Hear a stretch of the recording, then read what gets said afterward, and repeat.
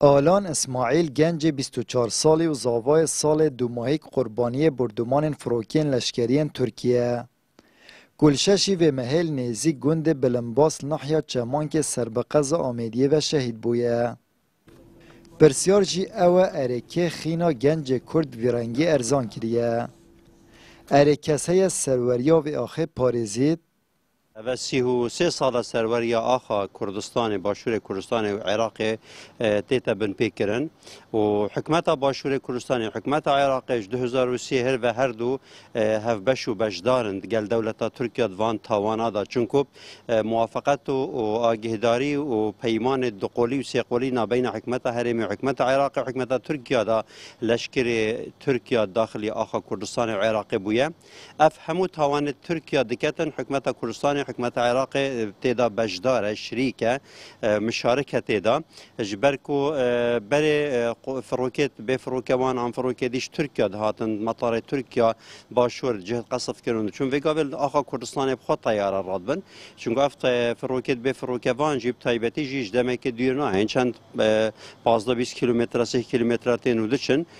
وان 145 بارگاه ترکیه اول وریت لشکری و امنی و استخباراتی مخابراتی همی که ناوند داگیر کرنی آرمانجا که ترکیه اثری که گلک باشه زور زورا خویاه ترکیه سویل داد شخصیت داد کسایتیات داد عقل کردی داد مشک کردی داد مرخاص کرداد کجید آرمانجا و لیدانا جهت گشتیاری و جهت آبادان کرنی او ملت کرد دست شول و کار و کد و کسب و گند و دورابر داد همی بین وان ناوند باجرا کم ببن دا برسیاتی زیده ببید دا هجاری زیده ببید دا بیکاری زیده ببید دا نخویندواری زیده ببید بگشتی از بجم ترکیه آرمانجا که استراتژی وان هرشان دهیه داگیرکرنا کردستان مازم بگشتی و نهیلانا کرد آزاد و شناورنا ستاتویت کردستان لشنگاری لمخمور رشاوه کردستان باشور کردستان باکور کردستان بردهامیا هرش و بردمان سپای ترکیه و دستوردان نویت نافاخا هرمدا کردستان کریه گوراپانه که مازنیا شرعی کویدی همو دور وکو یکن قدغه و مترسیدار پرسیار جی اوه اره هزین لشکرین هرم و عراقت کیش لای هاوکشه دانه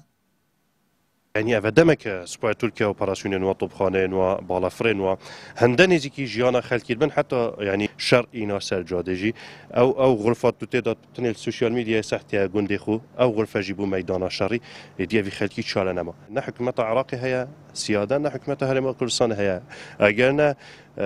دولی و این پاسوان سنوری الوی دورا برباری و دورا نیروی کان هاتین جیگی کن رولی واتشه بمبا